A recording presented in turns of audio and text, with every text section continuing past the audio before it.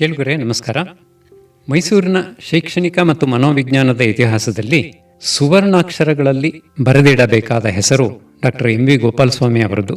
ಭಾರತದಲ್ಲಿ ಪ್ರಾಯೋಗಿಕ ಮನೋವಿಜ್ಞಾನದ ಪಿತಾಮಹ ಎಂದು ಕರೆಸಿಕೊಳ್ಳುವವರು ಇಂದಿಗೆ 100 ವರ್ಷಗಳಿಗಿಂತಲೂ ಹಿಂದೆ, ಅಂದರೆ ಜನವರಿ 1923ರಲ್ಲಿ ಲಂಡನ್ ವಿಶ್ವವಿದ್ಯಾನಿಲಯಕ್ಕೆ ಒಂದು ಐತಿಹಾಸಿಕ ಸಂಶೋಧನಾ ಪ್ರಬಂಧವನ್ನು ಸಲ್ಲಿಸಿದ್ದರು. ಅದೇ ಎಕಾನಮಿ ಇನ್ ಮೋಟಾರ್ ಲರ್ನಿಂಗ್. ಈ ಪುಸ್ತಕದ ಪರಿಚಯಕ್ಕೆ ಮುನ್ನ ಇದರಲ್ಲಿನ ಪಾರಿಭಾಷಿಕ ಪದಗಳನ್ನು ಅರ್ಥ ಮಾಡಿಕೊಳ್ಳೋಣ. ಮೋಟಾರ್ ಲರ್ನಿಂಗ್ ಅಥವಾ ಚಾಲಕ ಕೌಶಲ್ಯಗಳ ಕಲಿಕೆ. ಹೆಸರು ಕೇಳೋಕೆ ಸ್ವಲ್ಪ ಸೈಂಟಿಫಿಕ್ ಅನಿಸಿದ್ರೂ ಇದು ತುಂಬಾ ಸಿಂಪಲ್. ನಮ್ಮ ಮೆದುಳು ಮತ್ತು ದೇಹ ಒಟ್ಟಾಗಿ ಸೇರಿ ಒಂದು ಹೊಸ ದೈಹಿಕ ಕ್ರಿಯೆಯನ್ನು ಕಲಿಯೋದನ್ನೇ ಮೋಟಾರ್ ಕಲಿಕೆ ಎನ್ನುತ್ತಾರೆ. ಉದಾಹರಣೆಗೆ, ಚಿಕ್ಕ ವಯಸ್ಸಿನಲ್ಲಿ ನಾವು ಸೈಕಲ್ ಓಡಿಸೋದು ಕಲ್ತಿದ್ದು, ಈಜೋದು, ಅಕ್ಷರ ಬರೆಯೋದು, ಇಲ್ಲ ಗಿಟಾರ್ ನುಡಿಸೋದನ್ನು ಕಲಿಯೋದು, ಇವೆಲ್ಲ ಮೋಟಾರ್ ಕಲಿಕೆಯೇ. ಇದು ಕೇವಲ 1-2 ದಿನದ ತಾತ್ಕಾಲಿಕ ಬದಲಾವಣೆಯಲ್ಲ ಫ್ರೆಂಡ್ಸ್. ನಾವು ನಿಯಮಿತವಾಗಿ ಅಭ್ಯಾಸ ಮಾಡಿದಾಗ ನಮ್ಮ ಮೆದುಳಿನಲ್ಲೇ ಉಂಟಾಗೋ ಒಂದು ಪರ್ಮನೆಂಟ್ ಚೇಂಜ್ ಇದು. ವಿಜ್ಞಾನಿಗಳಾದ ಫಿಟ್ಸ್ ಮತ್ತು ಪೋಸ್ನರ್ ಪ್ರಕಾರ ನಾವು ಯಾವುದೇ ಹೊಸ ದೈಹಿಕ ಕೌಶಲ್ಯ ಕಲಿಯುವಾಗ 3 ಮುಖ್ಯ ಹಂತಗಳನ್ನು ದಾಟಿ ಹೋಗ್ತೀವಿ. ಒಂದು, ಅರಿವಿನ ಹಂತ, ಕಾಗ್ನಿಟಿವ್ ಸ್ಟೇಜ್. ಇದು ಜಸ್ಟ್ ಸ್ಟಾರ್ಟ್ ಮಾಡಿರೋ ಟೈಮ್. ನಾವಿಲ್ಲಿ ನಾನು ಈ ಕೆಲಸವನ್ನು ಹೇಗೆ ಮಾಡಬೇಕು ಅಂತ ನಿರಂತರವಾಗಿ ಯೋಚನೆ ಮಾಡ್ತಿರ್ತೀವಿ. ಈ ಸ್ಟೇಜ್ನಲ್ಲಿ ತಪ್ಪುಗಳು ಜಾಸ್ತಿ. ಪ್ರತಿಯೊಂದು ಮೂಮೆಂಟನ್ನು ತುಂಬ ಪ್ರಜ್ಞಾಪೂರ್ವಕವಾಗಿ ಯೋಚಿಸಿಯೇ ಮಾಡಬೇಕಾಗುತ್ತೆ. ಉದಾಹರಣೆಗೆ, ಮೊದಲ ಬಾರಿ ಕಾರ್ ಡ್ರೈವಿಂಗ್ ಕಲಿಯುವಾಗ ಗೇರ್ ಎಲ್ಲಿದೆ, ಕ್ಲಚ್ ಯಾವಾಗ ಒತ್ತಬೇಕು ಅಂತ ಸಖತ್ ಟೆನ್ಷನ್ ತಗೊಂಡು ಯೋಚಿಸ್ತಿದ್ರಲ್ಲ, ಅದೇ ಈ ಹಂತ. 2, ಸಹವರ್ತಿ ಹಂತ, ಅಸೋಸಿಯೇಟಿವ್ ಸ್ಟೇಜ್. ಅಂದರೆ ಅಭ್ಯಾಸ ಮತ್ತು ಸುಧಾರಣೆಯ ಹಂತ. ಇಲ್ಲಿ ನಮಗೆ ಬೇಸಿಕ್ಸ್ ಎಲ್ಲ ಅರ್ಥ ಆಗಿರುತ್ತೆ. ಈಗ ಕೇವಲ ಪರ್ಫೆಕ್ಷನ್ ಕಡೆಗೆ ನಮ್ಮ ಗಮನ ಇರುತ್ತೆ. ತಪ್ಪುಗಳು ಕಡಿಮೆ ಆಗ್ತಾ ಬರ್ತವೆ, ಚಲನೆಗಳು ಈಸಿ ಆಗ್ತವೆ. ಹೇಗೆ ಅಂದರೆ, ಗೇರ್ ಲಿವರ್ ಕಡೆಗೆ ನೋಡದೆಯೇ ಆರಾಮಾಗಿ ರಸ್ತೆಯ ಕಡೆ ಗಮನ ಹರಿಸಿ ಕಾರ್ ಚಾಲನೆ ಮಾಡ್ತೀವಲ್ಲ, ಅದು ಈ ಹಂತ. 3, ಸ್ವಾಯತ್ತ ಹಂತ, ಆಟೋನಮಸ್ ಸ್ಟೇಜ್. ಇದು ಲಾಂಗ್ ಟರ್ಮ್ ಪ್ರಾಕ್ಟೀಸ್ ಆದಮೇಲೆ ಬರೋ ಕೊನೆಯ ಹಂತ. ಇಲ್ಲಿ ಚಲನೆಗಳು ಸಂಪೂರ್ಣವಾಗಿ ಸ್ವಯಂ ಚಾಲಿತ ಅಥವಾ ಆಟೋಮೆಟಿಕ್ ಆಗಿಬಿಡುತ್ತವೆ. ಮೆದುಳಿಗೆ ಯಾವುದೇ ಪ್ರೆಷರ್ ಇರಲ್ಲ. ಗಾಡಿ ಓಡಿಸುವಾಗ ನಮಗೆ ಗೊತ್ತಿಲ್ಲದೆ ಬ್ರೇಕ್ ಅಥವಾ ಗೇರ್ ಬಿದ್ದು ಬಿಡುತ್ತೆ. ಬೆಸ್ಟ್ ಎಕ್ಸಾಂಪಲ್ ಅಂದರೆ, ವರ್ಷಗಳಿಂದ ಸೈಕಲ್ ಓಡಿಸುತ್ತಿರುವ ವ್ಯಕ್ತಿ ಪಕ್ಕದಲ್ಲಿರೋರ ಜೊತೆ ಆರಾಮಾಗಿ ಹರಟೆ ಹೊಡಿತಾ ಯಾವುದೇ ಟೆನ್ಷನ್ ಇಲ್ಲದೆ ಸೈಕಲ್ ಚಾಲನೆ ಮಾಡ್ತಾರಲ್ಲ. ಈ ಕಲಿಕೆ ಸೂಪರ್ ಆಗಿ ನಡೆಯಬೇಕಾದ್ರೆ 3 ವಿಷಯಗಳು ಜೀವಾಳ ಇದ್ದಂತೆ. ಅಭ್ಯಾಸ, ಪ್ರಾಕ್ಟೀಸ್. ಇದು ಮೋಟಾರ್ ಕಲಿಕೆಯ ರಿಯಲ್ ಹೀರೋ. ನಿರಂತರ ಪ್ರಾಕ್ಟೀಸ್ ಇರಲೇಬೇಕು. ಪ್ರತಿಕ್ರಿಯೆ, ಫೀಡ್ಬ್ಯಾಕ್. ನಮ್ಮ ತಪ್ಪುಗಳನ್ನು ತಿದ್ದೋಕೆ ಒಬ್ಬ ಕೋಚ್ ಅಥವಾ ಗೈಡ್ ಇದ್ದರೆ ಕಲಿಕೆ ಇನ್ನೂ ಸ್ಪೀಡ್ ಆಗುತ್ತೆ. ಗಮನ, ಅಟೆನ್ಷನ್. ಕಲಿಯುವಾಗ ನಾವು ಇಡೋ ಫೋಕಸ್ ಮೆದುಳಿನಲ್ಲಿ ಹೊಸ ನರ ಸಂಪರ್ಕಗಳನ್ನು ಗಟ್ಟಿ ಮಾಡುತ್ತೆ. ಹಾಗಾದರೆ ಈ ಮೆದುಳು ಕಾಯಮಾಗಿ ಕೌಶಲ್ಯಗಳನ್ನು ಹೇಗೆ ನೆನಪಿನಲ್ಲಿ ಇಟ್ಟುಕೊಳ್ಳುತ್ತೆ, ಅದನ್ನು ಮುಂದೆ ತಿಳ್ಕೊಳ್ಳೋಣ. Muscle memory, the science of practice. ನಾವು ಈ ಹಿಂದೆ ಮೋಟಾರ್ ಲರ್ನಿಂಗ್ ಬಗ್ಗೆ ಮಾತಾಡಿದ್ವಿ. ಇವತ್ತು ಅದರದ್ದೇ ಒಂದು ಮ್ಯಾಜಿಕಲ್ ಪಾರ್ಟ್, ನಮ್ಮ ದೇಹದ ಒಳಗಿರೋ ಒಂದು ರಹಸ್ಯದ ಬಗ್ಗೆ ಮಾತಾಡೋಣ. ಅದೇ ಮಸಲ್ ಮೆಮೊರಿ ಅಥವಾ ಸ್ನಾಯು ನೆನಪು. ಹೆಸರು ಕೇಳಿದ ತಕ್ಷಣ ನಾವೆಲ್ಲ ಏನು ಅನ್ಕೊಳ್ತೀವಿ ಗೊತ್ತಾ? ಈ ನೆನಪು ನಮ್ಮ ಕೈ ಅಥವಾ ಕಾಲುಗಳ ಸ್ನಾಯುಗಳಲ್ಲಿದೆ ಅಂತ. ಆದರೆ ಬಾಸ್, ಅಸಲಿ ಟ್ವಿಸ್ಟ್ ಇಲ್ಲಿದೆ. ನೆನಪಿರೋದು ಸ್ನಾಯುಗಳಲ್ಲ, ಬದಲಿಗೆ ನಮ್ಮ ಮೆದುಳಿನಲ್ಲಿ. ನಿರಂತರ ಅಭ್ಯಾಸದಿಂದ ಮೆದುಳು ಮತ್ತು ಸ್ನಾಯುಗಳ ನಡುವೆ ಏರ್ಪಡುವ ಬಲಿಷ್ಠ ಸಂಪರ್ಕವನ್ನೇ ನಾವು ಮಸಲ್ ಮೆಮೊರಿ ಅಂತೀವಿ. ಇದು ಒಳಗಣ್ಣಿಗೆ ಕಾಣದ ಹಾಗೆ ಹೇಗೆ ಕೆಲಸ ಮಾಡುತ್ತೆ ಗೊತ್ತಾ? ಮೆದುಳಿನ ಮಟ್ಟದಲ್ಲಿ ನಾವು ಒಂದೇ ಕೆಲಸವನ್ನು ಪದೇ ಪದೇ ಮಾಡಿದಾಗ ಮೆದುಳಿನ ನರಗಳ ಸುತ್ತ ಮೈಲಿನ್ ಅನ್ನೋ ಒಂದು ಕೊಬ್ಬಿನ ಪದ ಇರುತ್ತಲ್ಲ, ಅದು ದಪ್ಪ ಆಗ್ತಾ ಹೋಗುತ್ತೆ. ಇದು ಒಂಥರ ಕರೆಂಟ್ ವೈರ್ ಮೇಲಿರೋ ಇನ್ಸುಲೇಷನ್ ಟೇಪ್ ಇದ್ದ ಹಾಗೆ. ಈ ಪದರ ದಪ್ಪಗಾದಷ್ಟು ಮೆದುಳಿನಿಂದ ಸ್ನಾಯುಗಳಿಗೆ ಹೋಗೋ ಮೆಸೇಜ್ ರಾಕೆಟ್ ವೇಗದಲ್ಲಿ ತಲುಪುತ್ತೆ. ಆಗ ಮೆದುಳು ಅತಿ ಕಡಿಮೆ ಎನರ್ಜಿ ಬಳಸಿ ಆ ಕೆಲಸವನ್ನು ಅಚ್ಚುಕಟ್ಟಾಗಿ ಮುಗಿಸಿಬಿಡುತ್ತದೆ. ಸ್ನಾಯುಗಳ ಮಟ್ಟದಲ್ಲಿ ನಾವು ಕಸರತ್ತು ಮಾಡುವಾಗ ನಮ್ಮ ಸ್ನಾಯುಗಳ ಜೀವಕೋಶಗಳಲ್ಲಿ ಮಯೋನ್ಯೂಕ್ಲಿಯೈ ಅನ್ನೋ ಹೊಸ ನ್ಯೂಕ್ಲಿಯಸ್ಗಳು ಸೃಷ್ಟಿಯಾಗ್ತವೆ. ಇದರ ಮಜಾ ಏನಂದರೆ, ನೀವು ಕೆಲವು ವರ್ಷ ಗ್ಯಾಪ್ ತಗೊಂಡು ಆ ಅಭ್ಯಾಸವನ್ನು ನಿಲ್ಲಿಸಿದ್ರೂ ಸ್ನಾಯುಗಳು ಕುಗ್ಗಬಹುದೇ ಹೊರತು ಈ ನ್ಯೂಕ್ಲಿಯಸ್ಗಳು ನಾಶ ಆಗಲ್ಲ. ಅದಕ್ಕೆ 10 ವರ್ಷದ ನಂತರ ಸೈಕಲ್ ಮುಟ್ಟಿದ್ರೂ ನೀವು ಸುಲಭವಾಗಿ ಓಡಿಸ್ತೀರ. ನಿಮ್ಮ ದೇಹ ಆ ಕೌಶಲ್ಯವನ್ನು ತಕ್ಷಣ ಮರುಪಡೆಯುತ್ತೆ. ಆದರೆ ಇಲ್ಲೊಂದು ಬಿಗ್ ವಾರ್ನಿಂಗ್, ಮಸಲ್ ಮೆಮೊರಿಗೆ ಒಂದು ಡಾರ್ಕ್ ಸೈಡ್ ಕೂಡ ಇದೆ. ನೀವು ಆರಂಭದಲ್ಲೇ ಒಂದು ಕೌಶಲ್ಯವನ್ನು ತಪ್ಪಾಗಿ ಅಭ್ಯಾಸ ಮಾಡಿದರೆ, ಅಂದರೆ ರಾಂಗ್ ಪೊಸಿಷನ್ನಲ್ಲಿ ಕೂತು ಬರೆಯೋದು ಅಥವಾ ತಪ್ಪು ಟೆಕ್ನಿಕ್ನಲ್ಲಿ ಬ್ಯಾಟಿಂಗ್ ಮಾಡೋದು, ಮಿದುಳು ಆ ತಪ್ಪನ್ನೇ ಮಸಲ್ ಮೆಮೊರಿಯಾಗಿ ಲಾಕ್ ಮಾಡಿಬಿಡುತ್ತೆ. ಇದನ್ನೇ ಸ್ಪೋರ್ಟ್ಸ್ನಲ್ಲಿ ಬ್ಯಾಡ್ ಫಾರ್ಮ್ ಅಂತಾರೆ. ಅದಕ್ಕೆ ನೆನ್ಪಿಡಿ, ಪ್ರಾಕ್ಟೀಸ್ ಮೇಕ್ಸ್ ಪರ್ಫೆಕ್ಟ್ ಅನ್ನೋದು ಸುಳ್ಳು. ಪರ್ಫೆಕ್ಟ್ ಪ್ರಾಕ್ಟೀಸ್ ಮೇಕ್ಸ್ ಪರ್ಫೆಕ್ಟ್ ಅನ್ನೋದೇ 100ಕ್ಕೆ 100 ನಿಜ. ಹಾಗಾದರೆ ಸೈನ್ಸ್ ಹೇಳೋ 6 ವೈಜ್ಞಾನಿಕ ತಂತ್ರಗಳು ಇಲ್ಲಿವೆ. 1, ನಿಧಾನವಾಗಿ ಸ್ಟಾರ್ಟ್ ಮಾಡಿ, ಸ್ಲೋ ಮೋಷನ್ ಪ್ರಾಕ್ಟೀಸ್. ಆರಂಭದಲ್ಲಿ ವೇಗಕ್ಕಿಂತ ನಿಖರತೆಗೆ ಒತ್ತು ನೀಡಿ. ಸ್ಲೋ ಆಗಿ ಮಾಡಿದಾಗ ತಪ್ಪನ್ನು ತಿದ್ದುಕೊಳ್ಳೋಕೆ ಬ್ರೈನ್ಗೆ ಟೈಮ್ ಸಿಗುತ್ತೆ. 2, ಗ್ಯಾಪ್ ಕೊಟ್ಟು ಪ್ರಾಕ್ಟೀಸ್ ಮಾಡಿ. Spaced repetition. ಒಂದೇ ದಿನ 10 ಗಂಟೆ ಕಷ್ಟಪಡೋಕ್ಕಿಂತ ದಿನ 1 ಗಂಟೆಯಂತೆ 10 ದಿನ ಅಭ್ಯಾಸ ಮಾಡಿ. ಮೈಲಿನ್ ಲೇಪನ ಗಟ್ಟಿಯಾಗಲು ಈ ವಿಶ್ರಾಂತಿ ಬೇಕು. 3, ಕಣ್ಣು ಮುಚ್ಚಿ ವಿಷುವಲೈಸ್ ಮಾಡಿ. ವಿಷುವಲೈಸೇಷನ್ ದೈಹಿಕವಾಗಿ ಮಾಡ್ತಿದ್ರೂ ಕಣ್ಣು ಮುಚ್ಚಿ ಆ ಕ್ರಿಯೆಯನ್ನು ಮನಸ್ಸಿನಲ್ಲೇ ನಿಖರವಾಗಿ ಕಲ್ಪಿಸಿಕೊಳ್ಳಿ. ಇದು ಮೆದುಳಿನ ಮೋಟಾರ್ ಕಾರ್ಟೆಕ್ಸ್ ಅನ್ನು ಆಕ್ಟಿವೇಟ್ ಮಾಡುತ್ತೆ. 4, ತುಂಡು ತುಂಡಾಗಿ ಕಲಿಯಿರಿ. ಚಂಕಿಂಗ್. ಇಡೀ ಕೌಶಲ್ಯವನ್ನು ಒಟ್ಟಿಗೆ ಕಲಿಯೋಕೆ ಹೋಗಬೇಡಿ. ಅದನ್ನು ಸಣ್ಣ ಸಣ್ಣ ಭಾಗಗಳಾಗಿ ಒಡೆದು ಕಲಿಯಿರಿ. 5, ತಕ್ಷಣ ತಿದ್ದಿಕೊಳ್ಳಿ. Feedback loop. ತಪ್ಪುಗಳನ್ನು ಆರಂಭದಲ್ಲೇ ತಿದ್ದಿಕೊಂಡರೆ ಹೊಸ ಮತ್ತು ಸರಿಯಾದ ನರಸಂಪರ್ಕಗಳು ರೂಪುಗೊಳ್ಳುತ್ತವೆ. 6, ಚೆನ್ನಾಗಿ ನಿದ್ದೆ ಮಾಡಿ. ನಾವು ಗಾಢ ನಿದ್ದೆಯಲ್ಲಿದ್ದಾಗ ಡೀಪ್ ಸ್ಲೀಪ್ ಮೆದುಳು ಹಗಲಿನಲ್ಲಿ ಕಲಿತ ವಿಷಯಗಳನ್ನು ತಾತ್ಕಾಲಿಕ ನೆನಪಿನಿಂದ ಖಾಯಂ ನೆನಪಿನ ಕೋಣೆಗೆ ಶಿಫ್ಟ್ ಮಾಡಿ ಲಾಕ್ ಮಾಡುತ್ತೆ. Mirror drawing, the mind mirror challenge. ನಮ್ಮ ಮೈಸೂರಿನ ಹೆಮ್ಮೆಯ ಮನಸ್ಶಾಸ್ತ್ರಜ್ಞರಾದ ಹಾಗೂ ರೇಡಿಯೋ ಇತಿಹಾಸದ ಪಿತಾಮಹರಾದ ಡಾಕ್ಟರ್ ಎಂ ವಿ ಗೋಪಾಲಸ್ವಾಮಿ ಅವರು ತಮ್ಮ ಸಂಶೋಧನೆಯಲ್ಲಿ ವ್ಯಾಪಕವಾಗಿ ಬಳಸುತ್ತಿದ್ದ ಒಂದು magical psychology experiment mirror drawing ಅಥವಾ ಕನ್ನಡಿ ಚಿತ್ರಕಲೆ. ಕೇಳೋಕೆ ತುಂಬ ಸಿಂಪಲ್ ಅನಿಸುತ್ತೆ ಅಲ್ವಾ? ಒಂದು ಡ್ರಾಯಿಂಗ್ ಇದೆ, ಅದನ್ನು ಕನ್ನಡಿಯಲ್ಲಿ ನೋಡ್ತಾ ಬಿಡಿಸೋದು ಅಷ್ಟೇ ತಾನೇ ಅನ್ಕೋಬೇಡಿ ಬಾಸ್. ಇದರಲ್ಲೇ ಇರೋದು ಅಸಲಿ ಮಜಾ. ಪ್ರಯೋಗ ಹೇಗೆ ನಡೆಯುತ್ತೆ ಗೊತ್ತಾ? ಒಂದು ಟೇಬಲ್ ಮೇಲೆ ಸ್ಟಾರ್ ಅಂದರೆ ನಕ್ಷತ್ರದ ಆಕಾರವಿರೋ ಒಂದು ಪೇಪರ್ ಇಡ್ತಾರೆ. ಅದ್ರ ಮುಂದೆ ಒಂದು ಸಣ್ಣ ಕನ್ನಡಿ ಇಟ್ಟಿರ್ತಾರೆ. ಈಗ ಪ್ರಯೋಗಕ್ಕೊಳಗಾಗುವ ವ್ಯಕ್ತಿ ಆ ನಕ್ಷತ್ರದ ಬಾರ್ಡರ್ ಒಳಗಡೆಯೇ ಪೆನ್ಸಿಲ್ನಿಂದ ಗೆರೆ ಎಳೆಯುತ್ತಾ ಚಿತ್ರ ಪೂರ್ಣಗೊಳಿಸಬೇಕು.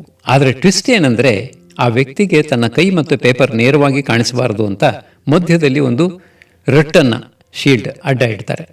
ಅಂದರೆ ಆ ವ್ಯಕ್ತಿ ಪೇಪರನ್ನು ನೇರವಾಗಿ ನೋಡೋರಂತಿಲ್ಲ, ಕೇವಲ ಕನ್ನಡಿಯಲ್ಲೇ ಕಾಣಿಸೋ ಉಲ್ಟಾ ಬಿಂಬವನ್ನು ನೋಡ್ತಾನೆ ಗೆರೆ ಎಳಿಬೇಕು.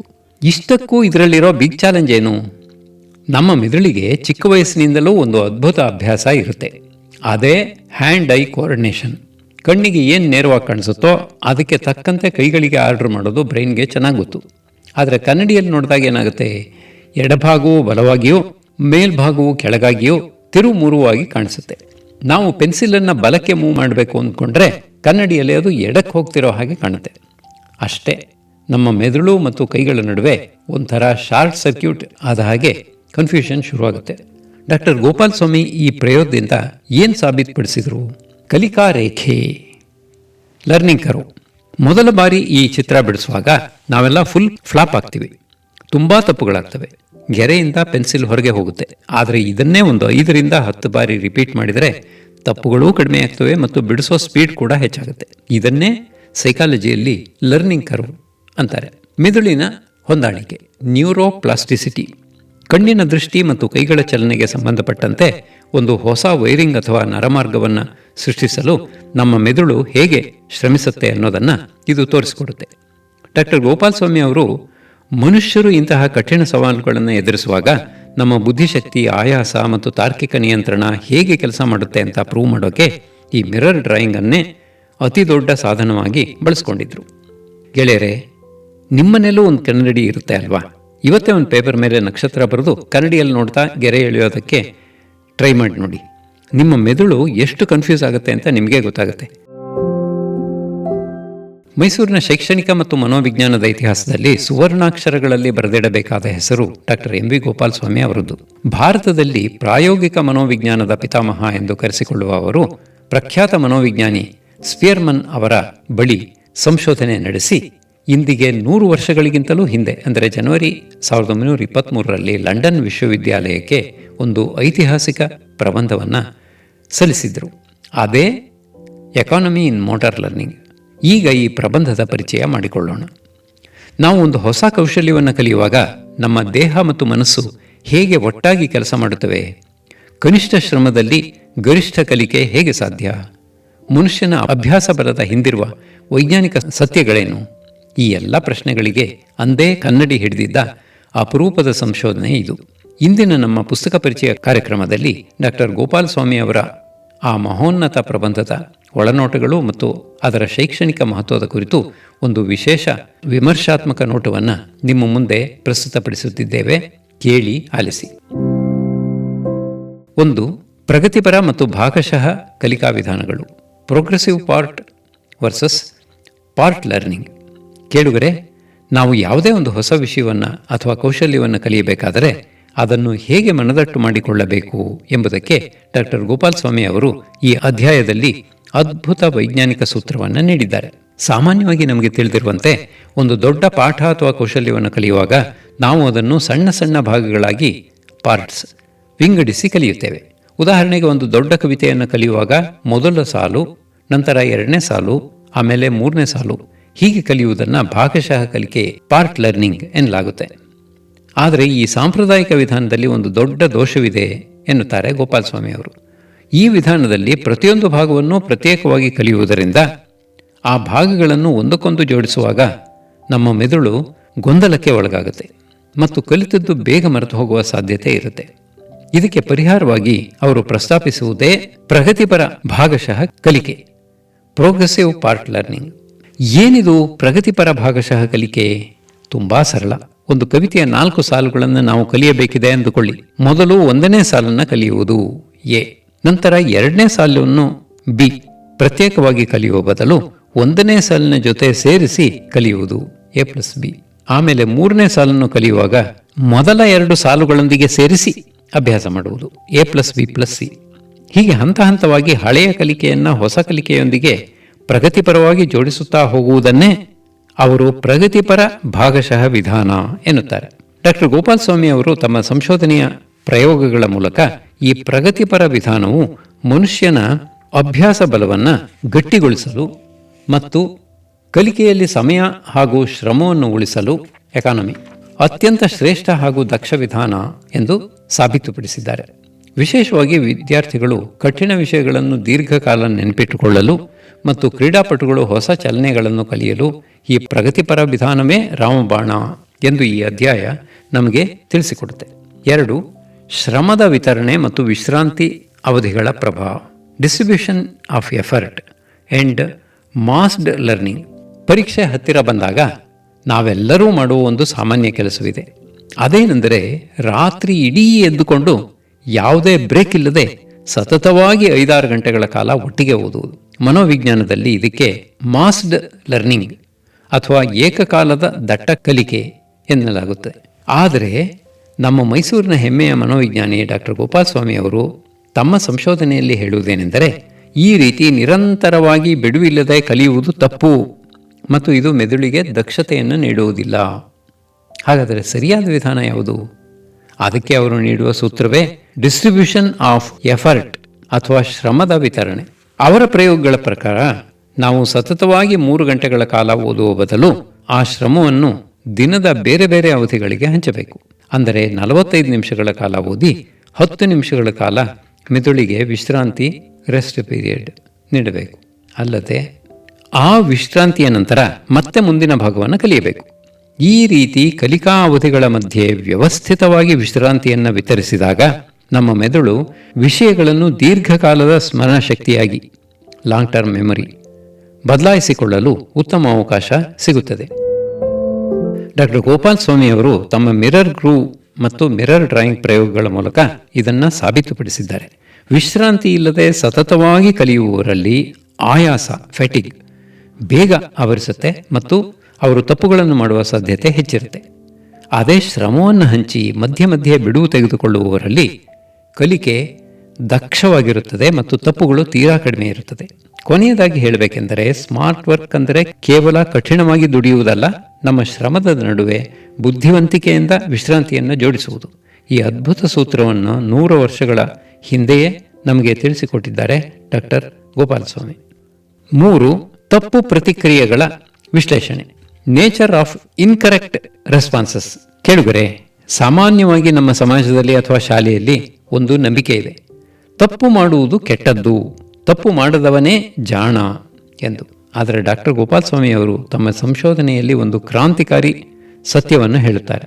ಅದೇನೆಂದರೆ, ಯಾವುದೋ ಒಂದು ಹೊಸ ಕೌಶಲ್ಯವನ್ನು ಕಲಿಯುವಾಗ ತಪ್ಪುಗಳು ಇನ್ಕರೆಕ್ಟ್ ರೆಸ್ಪಾನ್ಸಸ್ ಸಂಭವಿಸುವುದು ಕೇವಲ ಸಹಜ. ಅಷ್ಟೇ ಅಲ್ಲ, ಅದು ಕಲಿಕೆಯ ಪ್ರಕ್ರಿಯೆಯ ಅತ್ಯಂತ ಪ್ರಮುಖವಾದ ಭಾಗ. ಅವರು ತಮ್ಮ ಮಿರರ್ ಡ್ರಾಯಿಂಗ್ ಪ್ರಯೋಗಗಳ ಮೂಲಕ ಜನರು ಮಾಡುವ ತಪ್ಪುಗಳನ್ನು ಸೂಕ್ಷ್ಮವಾಗಿ ವಿಶ್ಲೇಷಿಸಿದ್ದಾರೆ. ನಾವು ಕನ್ನಡಿಯಲ್ಲಿ ನೋಡಿ ಚಿತ್ರ ಬಿಡಿಸುವಾಗ ನಮ್ಮ ಕೈಗಳು ಆರಂಭದಲ್ಲಿ ತಪ್ಪಾಗಿ ಬೇರೆಡೆಗೆ ಚಲಿಸುತ್ತವೆ. ಗೋಪಾಲ್ ಸ್ವಾಮಿಯವರ ಪ್ರಕಾರ ಈ ತಪ್ಪುಗಳು ಸುಮ್ಮನೆ ಸಂಭವಿಸುವುದಿಲ್ಲ. ನಮ್ಮ ಮೆದುಳು ತನ್ನ ಹಳೆಯ ಅಭ್ಯಾಸಗಳನ್ನು, ಅಂದರೆ ನೇರವಾಗಿ ನೋಡಿ ಬರೆಯುವ ಹಳೆಯ ರೂಢಿ, ಹೊಸ ಸನ್ನಿವೇಶಕ್ಕೆ ಹೊಂದಿಸಲು ಹೆಣಗಾಡುತ್ತಿರುವಾಗ ಈ ತಪ್ಪುಗಳು ಉಂಟಾಗುತ್ತವೆ. ಈ ಅಧ್ಯಾಯದಲ್ಲಿ ಅವರು ತಪ್ಪುಗಳನ್ನು ಕೇವಲ ನೆಗೆಟಿವ್ ಆಗಿ ನೋಡದೆ ಅವುಗಳನ್ನು 2 ಮುಖ್ಯ ದೃಷ್ಟಿಕೋನಗಳಿಂದ ವಿಶ್ಲೇಷಿಸುತ್ತಾರೆ. ಮೊದಲನೆಯದಾಗಿ, ಆರಂಭದಲ್ಲಿ ತಪ್ಪುಗಳ ಸಂಖ್ಯೆ ಹೆಚ್ಚಿರುತ್ತದೆ, ಏಕೆಂದರೆ ಮೆದುಳಿಗೆ ಹೊಸ ಹಾದಿಯ ಪರಿಚಯ ಇರುವುದಿಲ್ಲ. ಆದರೆ ಪ್ರಯೋಗ ಮುಂದುವರಿದಂತೆ ನಮ್ಮ ಮೆದುಳು ಪ್ರಜ್ಞಾಪೂರ್ವಕವಾಗಿ ಆ ತಪ್ಪುಗಳನ್ನು ಗುರುತಿಸಿ ಮುಂದಿನ ಬಾರಿ ಆ ತಪ್ಪು ಆಗದಂತೆ ತನ್ನ ಚಲನೆಯನ್ನು ತಿದ್ದಿಕೊಳ್ಳುತ್ತದೆ. ಎರಡನೆಯದಾಗಿ, ಆಯಾಸ, ಫೆಟಿಗ್ ಅಥವಾ ಅತಿಯಾದ ಒತ್ತಡ ಇದ್ದಾಗ ತಪ್ಪುಗಳ ಸ್ವರೂಪ ಬದಲಾಗುತ್ತದೆ ಮತ್ತು ತಪ್ಪುಗಳು ಪುನರಾವರ್ತನೆ ಆಗುತ್ತವೆ. ಆದರೆ ತಪ್ಪುಗಳು ನಮಗೆ ನಮ್ಮ ಮೆದುಳಿನ ದಕ್ಷತೆ ಮತ್ತು ಆಯಾಸದ ಮಟ್ಟವನ್ನು ತಿಳಿಸುವ ದಿಕ್ಸೂಚಿಗಳಾಗಿವೆ.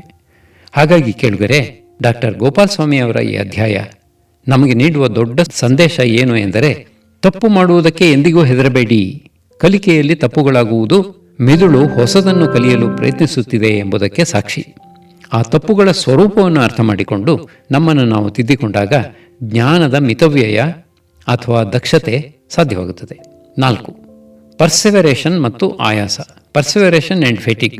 ಕೇಳುಗರೆ, ಮೊದಲಿಗೆ ಪರ್ಸೆವರೇಷನ್ ಎಂದರೆ ಸರಳವಾಗಿ ಏನರ್ಥ ಗೊತ್ತಾ? ಇದನ್ನು ನಾವು ಮನಸ್ಸಿನ ಮೊಂಡುತನ ಅಥವಾ ಹಳೆಯ ಪ್ರಭಾವದ ಅಂಟುವಿಕೆ ಎನ್ನಬಹುದು. ಅಂದರೆ ಒಂದು ಸನ್ನಿವೇಶ ಮುಗಿದು ಹೋಗಿದ್ದರೂ ಅಥವಾ ಬದಲಾಗಿದ್ದರೂ ನಮ್ಮ ಮೆದುಳು ಹಳೆಯ ಆಲೋಚನೆ ಅಥವಾ ಹಳೆಯ ಚಲನೆಯನ್ನೇ ಪದೇ ಪದೇ ಪುನರಾವರ್ತಿಸಲು ಪ್ರಯತ್ನಿಸುವುದೇ ಪರ್ಸೆವರೇಷನ್. ಡಾಕ್ಟರ್ ಗೋಪಾಲ್ ಸ್ವಾಮಿ ಅವರು ತಮ್ಮ ಸಂಶೋಧನೆಯಲ್ಲಿ ಈ ಮಾನಸಿಕ ಪ್ರವೃತ್ತಿ ಮತ್ತು ಶಾರೀರಿಕ ಆಯಾಸ, ಫೆಟಿಗ್ ಒಟ್ಟಾಗಿ ಸೇರಿ ನಮ್ಮ ಕಲಿಕೆಯನ್ನು ಹೇಗೆ ಹಾಳು ಮಾಡುತ್ತವೆ ಎಂಬುದನ್ನು ಅದ್ಭುತವಾಗಿ ವಿಶ್ಲೇಷಿಸಿದ್ದಾರೆ. ನಾವೆಲ್ಲರೂ ಗಮನಿಸಿರಬಹುದು, ಸುದೀರ್ಘವಾಗಿ ಕೆಲಸ ಮಾಡಿದಾಗ ಅಥವಾ ಓದಿದಾಗ ನಮಗೆ ದಣಿವಾಗುತ್ತದೆ. ಡಾಕ್ಟರ್ ಗೋಪಾಲ್ ಸ್ವಾಮಿ ಅವರ ಮಿರರ್ ಡ್ರಾಯಿಂಗ್ ಪ್ರಯೋಗಗಳ ಪ್ರಕಾರ ಒಬ್ಬ ವ್ಯಕ್ತಿಗೆ ದಣಿವು ಅಥವಾ ಆಯಾಸ ಹೆಚ್ಚಾದಾಗ ಅವನ ಮೆದುಳಿನ ನಿಯಂತ್ರಣ ತಪ್ಪುತ್ತದೆ. ಆ ಸಂದರ್ಭದಲ್ಲಿ ಈ ಪರ್ಸೆವರೇಷನ್ ಅಥವಾ ಹಳೆಯ ತಪ್ಪುಗಳೇ ಜಾಗೃತಗೊಂಡು ಆ ವ್ಯಕ್ತಿ ಒಂದೇ ತಪ್ಪನ್ನು ಪದೇ ಪದೇ ಮಾಡುತ್ತಿರ್ತಾನೆ. ಅಂದರೆ ಆಯಾಸಗೊಂಡಾಗ ಮೆದುಳು ಹೊಸದನ್ನು ಕಲಿಯುವ ಅಥವಾ ತಿದ್ದಿಕೊಳ್ಳುವ ಶಕ್ತಿಯನ್ನು ಕಳೆದುಕೊಂಡು ಹಳೆಯ ಮೊಂಡುತನಕ್ಕೆ ಶರಣಾಗುತ್ತದೆ. ಇದಕ್ಕಾಗಿಯೇ ಅವರು ತಮ್ಮ ಸಂಶೋಧನೆಯಲ್ಲಿ ಒಂದು ಮಹತ್ವದ ಸತ್ಯವನ್ನು ಸಾಬೀತುಪಡಿಸಿದ್ದಾರೆ. ಅತಿಯಾದ ಆಯಾಸದ ಸ್ಥಿತಿಯಲ್ಲಿ ಯಾವುದೇ ಹೊಸ ಕೌಶಲ್ಯವನ್ನು ಬಲವಂತವಾಗಿ ಕಲಿಯಲು ಪ್ರಯತ್ನಿಸಬಾರದು, ಏಕೆಂದರೆ ಅದು ಕಲಿಕೆಯನ್ನು ಸುಧಾರಿಸುವ ಬದಲು ತಪ್ಪುಗಳನ್ನೇ ನಮ್ಮ ಅಭ್ಯಾಸವನ್ನಾಗಿ ಬದಲಾಯಿಸಿಬಿಡುತ್ತದೆ. ಹಾಗಾಗಿ ಕೇಳುಗರೆ, ನಮ್ಮ ಕೆಲಸದಲ್ಲಿ ಅಥವಾ ಓದಿನಲ್ಲಿ ದಕ್ಷತೆ ಬೇಕು ಎಂದರೆ ಆಯಾಸ ನಮ್ಮನ್ನು ಆವರಿಸುವ ಮುನ್ನವೇ ನಾವು ವಿರಾಮ ತೆಗೆದುಕೊಳ್ಳಬೇಕು. ಮೆದುಳಿಗೆ ದಣಿವಾದಾಗ ಕೊಡುವ ಸಣ್ಣ ಬಿಡುವು ಈ ಮನಸ್ಸಿನ ಮೊಂಡುತನವನ್ನು ಮುರಿದು ಹೊಸದನ್ನು ತಾಜಾತನದಿಂದ ಕಲಿಯಲು ನೆರವಾಗುತ್ತದೆ ಎಂದು 100 ವರ್ಷಗಳ ಹಿಂದೆಯೇ ನಮ್ಮ ಮೈಸೂರಿನ ಹೆಮ್ಮೆಯ ವಿಜ್ಞಾನಿ ನಮಗೆ ನೆನಪಿಸಿದ್ದರು. 5. ಧನಾತ್ಮಕ ವರ್ಗಾವಣೆ, ಪಾಸಿಟಿವ್ ಟ್ರಾನ್ಸ್ಫರ್ ಆಫ್ ಲರ್ನಿಂಗ್. ಒಂದು ಕಲಿಕೆ ಇನ್ನೊಂದಕ್ಕೆ ದಾರಿ. ಕೇಳುಗರೆ, ಮೊದಲಿಗೆ ಒಂದು ಸರಳ ಪ್ರಶ್ನೆ. ಸೈಕಲ್ ಓಡಿಸುವುದನ್ನು ಕಲಿತ ಒಬ್ಬ ವ್ಯಕ್ತಿಗೆ ಸ್ಕೂಟರ್ ಅಥವಾ ಬೈಕ್ ಓಡಿಸುವುದನ್ನು ಕಲಿಯುವುದು ಸುಲಭವಾಗುತ್ತದಲ್ವೇ? ಅಥವಾ ಹಾರ್ಮೋನಿಯಂ ನುಡಿಸುವುದನ್ನು ಬಲ್ಲವರಿಗೆ ಕೀಬೋರ್ಡ್ ಕಲಿಯುವುದು ಕಷ್ಟ ಎನಿಸುವುದಿಲ್ಲ? ಮನೋವಿಜ್ಞಾನದಲ್ಲಿ ಇದಕ್ಕೇನಂತಾರೆ ಗೊತ್ತಾ? ಇದನ್ನೇ ಕಲಿಕೆಯ ಧನಾತ್ಮಕ ವರ್ಗಾವಣೆ ಎನ್ನಲಾಗುತ್ತದೆ. ಅಂದರೆ ನಾವು ಈಗಾಗಲೇ ಕಲಿತಿರುವ ಒಂದು ಕೌಶಲ್ಯ ಅಥವಾ ಜ್ಞಾನ ಮತ್ತೊಂದು ಹೊಸ ಕೌಶಲ್ಯವನ್ನು ವೇಗವಾಗಿ ಮತ್ತು ಸುಲಭವಾಗಿ ಕಲಿಯಲು ಸಹಾಯ ಮಾಡುವುದು. ಡಾಕ್ಟರ್ ಗೋಪಾಲ್ ಸ್ವಾಮಿ ಅವರು 100 ವರ್ಷಗಳ ಹಿಂದೆಯೇ ತಮ್ಮ ಸಂಶೋಧನೆಯಲ್ಲಿ ಈ ಅದ್ಭುತ ಪ್ರಕ್ರಿಯೆಯನ್ನು ವೈಜ್ಞಾನಿಕವಾಗಿ ಸಾಬೀತುಪಡಿಸಿದ್ದರು. ಅವರು ತಮ್ಮ ಮಿರರ್ ಡ್ರಾಯಿಂಗ್ ಪ್ರಯೋಗದಲ್ಲಿ ಒಂದು ಸ್ವಾರಸ್ಯಕರ ಸಂಗತಿಯನ್ನು ಗಮನಿಸಿದರು. ಪ್ರಯೋಗದಲ್ಲಿ ಭಾಗವಹಿಸಿದ ವ್ಯಕ್ತಿಗಳು ಮೊದಲು ತಮ್ಮ ಬಲಗೈಯನ್ನು ಬಳಸಿ ಕನ್ನಡಿಯಲ್ಲಿ ನೋಡಿ ಚಿತ್ರ ಬಿಡಿಸುವುದನ್ನು ಅಭ್ಯಾಸ ಮಾಡಿದರು. ಆಶ್ಚರ್ಯ ಅಂದರೆ ನಂತರ ಅವರಿಗೆ ಎಡಗೈಯಲ್ಲಿ ಅದೇ ಚಿತ್ರ ಬಿಡಿಸಲು ಹೇಳಿದಾಗ ಅವರು ಯಾವುದೇ ವಿಶೇಷ ತರಬೇತಿ ಇಲ್ಲದೆಯೇ ಎಡಗೈನಲ್ಲೂ ಅತ್ಯಂತ ವೇಗವಾಗಿ ಮತ್ತು ಕಡಿಮೆ ತಪ್ಪುಗಳೊಂದಿಗೆ ಚಿತ್ರ ಬಿಡಿಸಿದರು. ಇದಕ್ಕೆ ಕಾರಣ ಬಲಗೈಯಿಂದ ಕಲಿಯುವಾಗ ಮೆದುಳು ರೂಪಿಸಿಕೊಂಡ ಕಲಿಕೆಯ ಮಾದರಿ ಮತ್ತು ತಾರ್ಕಿಕ ನಿಯಂತ್ರಣ. ಎಡಗೈಯನ್ನು ಬಳಸುವಾಗಲೂ ಧನಾತ್ಮಕವಾಗಿ ಇವು ವರ್ಗಾವಣೆಯಾಗಿತ್ತು.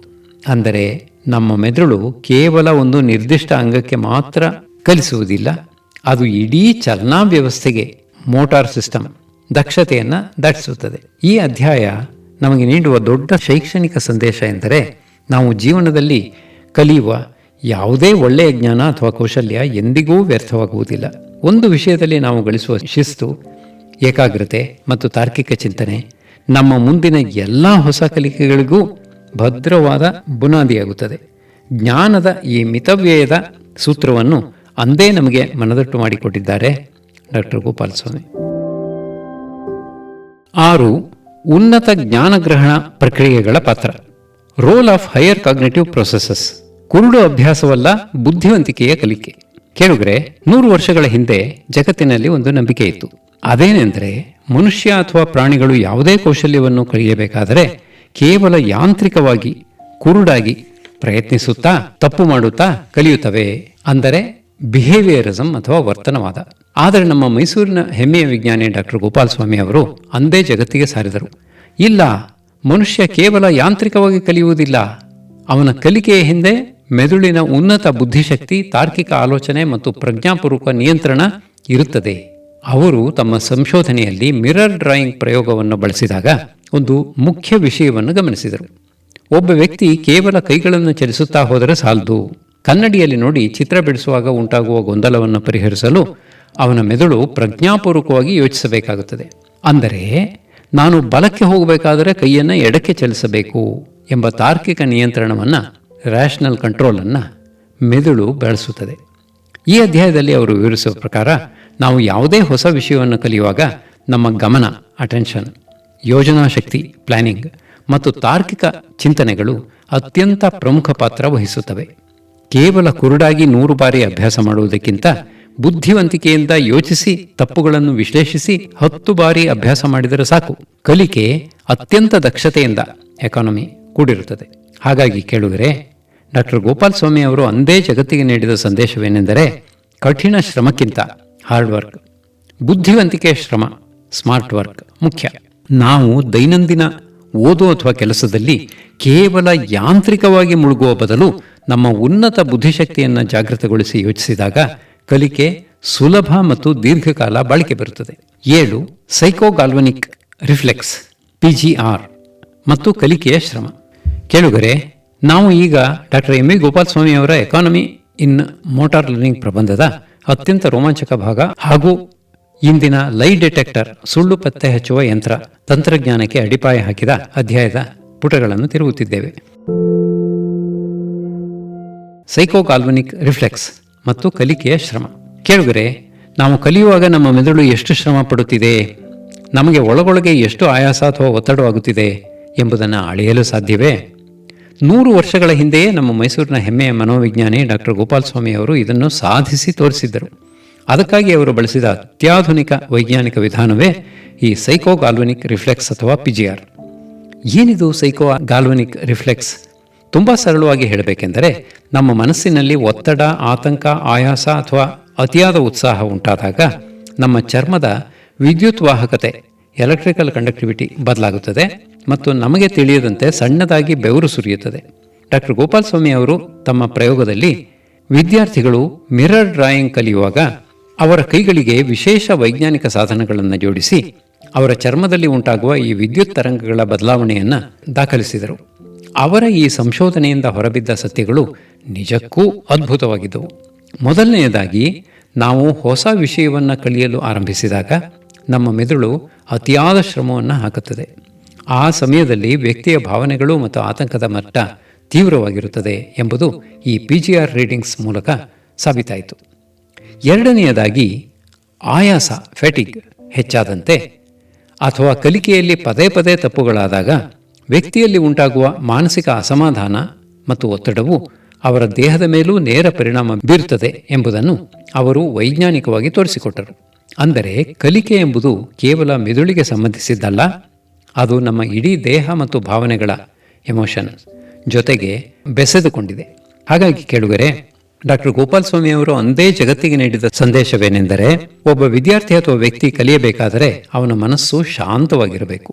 ಒತ್ತಡ, ಭಯ ಅಥವಾ ಅತಿಯಾದ ದಣಿವು ಇರುವಾಗ ನಮ್ಮ ಇಡೀ ಶಾರೀರಿಕ ವ್ಯವಸ್ಥೆಯೇ ತಲ್ಲಣಗೊಳ್ಳುತ್ತದೆ ಮತ್ತು ಕಲಿಕೆಯ ದಕ್ಷತೆ ಕುಂಠಿತವಾಗುತ್ತದೆ. 100 ವರ್ಷಗಳ ಹಿಂದೆಯೇ ಇಂತಹ ಅದ್ಭುತ ಬಯೋಫೀಡ್ಬ್ಯಾಕ್ ತಂತ್ರಜ್ಞಾನವನ್ನು ಬಳಸಿ ಮನಸ್ಸಿನ ರಹಸ್ಯವನ್ನು ಭೇದಿಸಿದ ಡಾಕ್ಟರ್ ಗೋಪಾಲಸ್ವಾಮಿ ಅವರ ಬುದ್ಧಿಶಕ್ತಿಗೆ ನಮ್ಮದೊಂದು ಸಲಾಂ. 8. ಪ್ರಾಯೋಗಿಕ ದತ್ತಾಂಶಗಳು ಮತ್ತು ರೇಖಾಚಿತ್ರಗಳ ವಿಶ್ಲೇಷಣೆ. Analysis of empirical data and graphs. ರೇಖಾಚಿತ್ರಗಳು ಹೇಳುವ ಕಲಿಕೆಯ ಕಥೆ. ಕೇಳುಗರೆ, ಯಾವುದೇ ಒಂದು ವೈಜ್ಞಾನಿಕ ಸಿದ್ಧಾಂತ ಕೇವಲ ಮಾತಿನಿಂದ ಸಾಬೀತಾಗುವುದಿಲ್ಲ. ಅದಕ್ಕೆ ಕಣ್ಣಿಗೆ ಕಾಣುವ ಅಂಕಿಅಂಶಗಳು, ಡಾಟಾ ಮತ್ತು ರೇಖಾಚಿತ್ರಗಳ ಗ್ರಾಫ್ಸ್ ಬೆಂಬಲ ಬೇಕು. ಡಾಕ್ಟರ್ ಗೋಪಾಲಸ್ವಾಮಿ ಅವರು ತಮ್ಮ ಸಂಶೋಧನೆಯಲ್ಲಿ 100 ಪ್ರಯೋಗಗಳ ಮೂಲಕ ಕಲೆ ಹಾಕಿದ ದತ್ತಾಂಶಗಳನ್ನು ರೇಖಾಚಿತ್ರಗಳ ಮೂಲಕ ರೂಪದಲ್ಲಿ ಪ್ರಸ್ತುತಪಡಿಸಿ ಮನುಷ್ಯನ ಕಲಿಕೆಯ ರಹಸ್ಯವನ್ನು ಗಣಿತದ ನಿಖರತೆಯೊಂದಿಗೆ ಜಗತ್ತಿಗೆ ತೋರಿಸಿಕೊಟ್ಟಿದ್ದಾರೆ.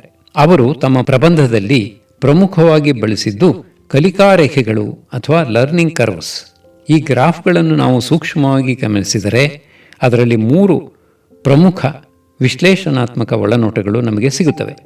ಮೊದಲನೆಯದಾಗಿ ಆರಂಭಿಕ ಕುಸಿತ ಮತ್ತು ಸುಧಾರಣೆ. ಪ್ರಯೋಗದ ಆರಂಭಿಕ ಹಂತಗಳಲ್ಲಿ ತಪ್ಪುಗಳ ಸಂಖ್ಯೆ ಮತ್ತು ತೆಗೆದುಕೊಳ್ಳುವ ಸಮಯದ ರೇಖೆಗಳು ಅತ್ಯಂತ ಮೇಲಿರುತ್ತವೆ.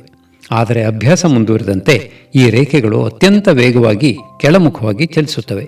ಅಂದರೆ ಆರಂಭದಲ್ಲಿ ತಪ್ಪುಗಳು ಹೆಚ್ಚಿದ್ದರೂ ಮೆದುಳು ಅತ್ಯಂತ ವೇಗವಾಗಿ ಕೌಶಲ್ಯವನ್ನು ಗ್ರಹಿಸುತ್ತದೆ ಎಂಬುದನ್ನು ಈ ಗ್ರಾಫ್ಗಳು ಸ್ಪಷ್ಟಪಡಿಸುತ್ತವೆ. ಎರಡನೆಯದಾಗಿ ಸ್ಥಿರತೆಯ ಹಂತ ಅಥವಾ ಪ್ಲಾಟೋ, ಲರ್ನಿಂಗ್ ಪ್ಲಾಟೋ. ಕಲಿಕೆಯ ಗ್ರಾಫ್ನಲ್ಲಿ ಕೆಲವು ಕಡೆ ರೇಖೆಗಳು ಯಾವುದೇ ಏರಿಳಿತವಿಲ್ಲದೆ ಸತತವಾಗಿ ಒಂದೇ ಸಮನಾಗಿ ಸಾಗುತ್ತವೆ. ಮನೋವಿಜ್ಞಾನದಲ್ಲಿ ಇದನ್ನು ಕಲಿಕೆಯ ಸ್ಥಿರತೆ ಎನ್ನಲಾಗುತ್ತದೆ.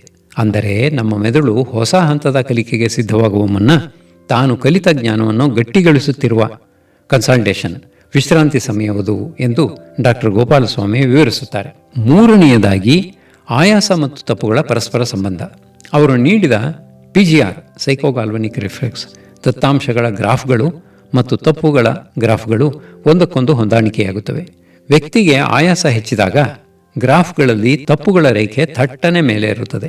ಹಾಗಾಗಿ ಕೆಳಗರೆ ಈ ರೇಖಾಚಿತ್ರಗಳ ಮೂಲಕ ನಮಗೆ ಸಿಗುವ ದೊಡ್ಡ ಒಳನೋಟ ಏನೆಂದರೆ, ಕಲಿಕೆ ಎಂಬುದು ಒಂದೇ ಸಮನೆ ನೇರವಾಗಿ ಸಾಗುವ ರಸ್ತೆ ಅಲ್ಲ.